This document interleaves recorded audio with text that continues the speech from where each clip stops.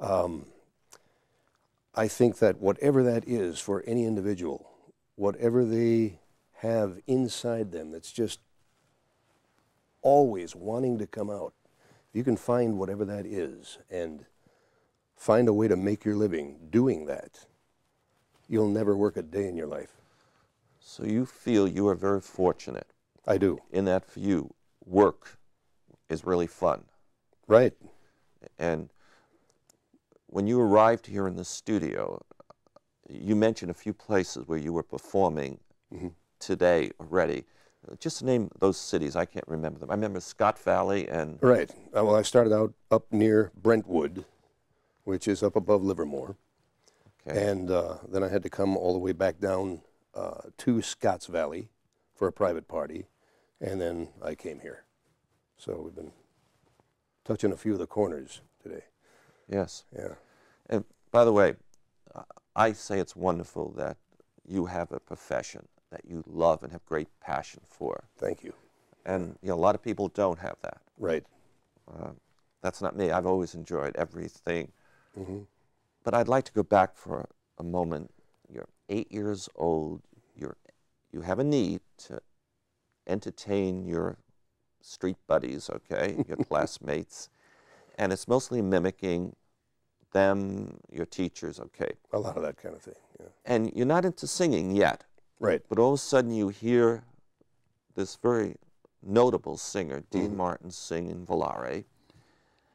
Okay, but what's the next step that led you, how did you embrace singing as mimicking? I don't really like to use the word mimicking because I think, but it's more than that. How did you get into the singing?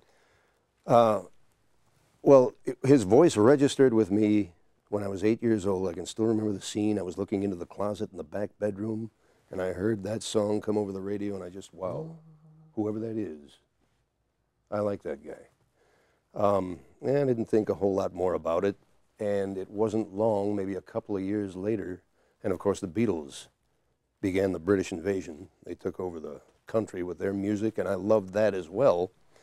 But then in the middle of their popularity, at its peak in 1964, all of a sudden they get blown off the charts by an American artist, and it was Dean Martin with Everybody Loves Somebody. They had the 4 top spots in the charts for a long time. Then all of a sudden, wait a minute, somebody knocked them out of #1, and there he was again.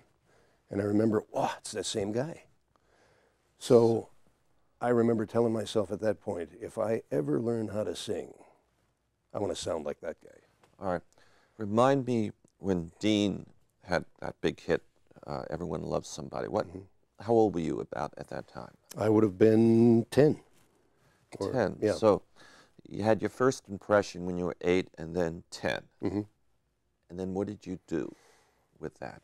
You really went to work trying to sing? Yeah, well, here's how it probably happened. I just really enjoyed his music. My oldest brother brought home a couple of his records shortly thereafter, so I had access to playing him a lot on our stereo. And I remember just laying there, just listening. I loved the music. I loved the way he worked his voice, the way he just flowed through the song with ease. And studying all that stuff, not even realizing what I was doing, just looking into every different aspect of what was going on, where he breathed, how he held that note, how he fluctuated his voice here, whatever he'd do. And as time went on, I decided, I think I'm going to try that. So are we 10, 11, 12 now? When you were thinking about how he breathed? It was probably 11 and 12, 13.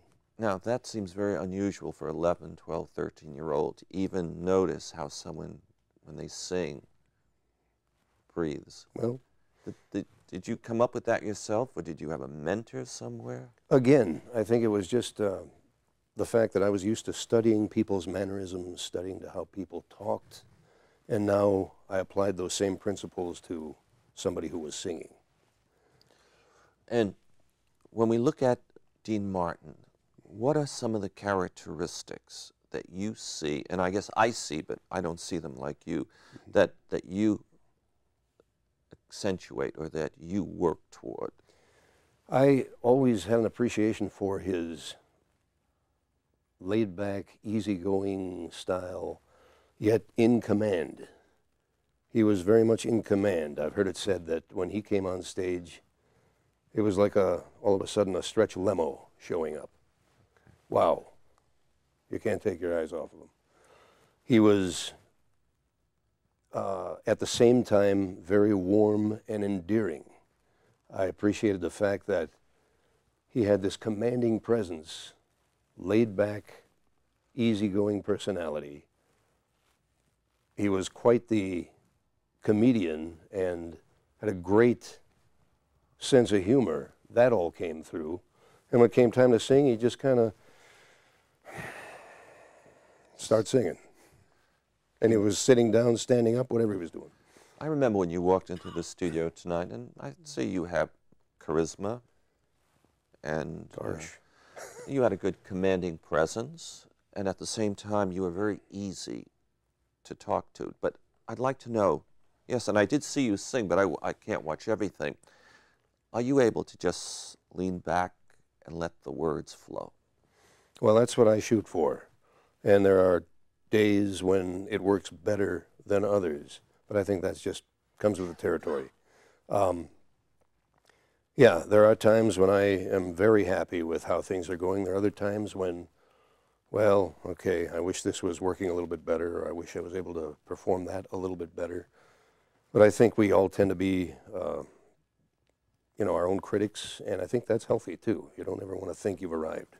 So your education, Juilliard? Well, I remember that book. Can I just ask, with the smoke, Yes. I'm allergic to the smoke. We better make sure everybody knows that this isn't really lit, but I am. Formal education in music, no Juilliard, no classes, just your own study, your observations? Right, all by ear. Paying close attention to whatever struck my attention. Yeah. That's quite amazing.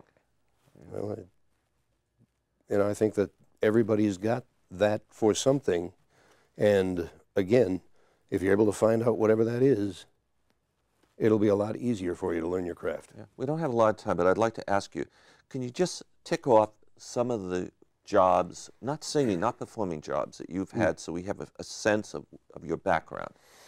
It's a pretty wide variety there. Lumberjack, short order cook, 27 years as a professional horseshoer. I nailed iron to the bottoms of horses' feet.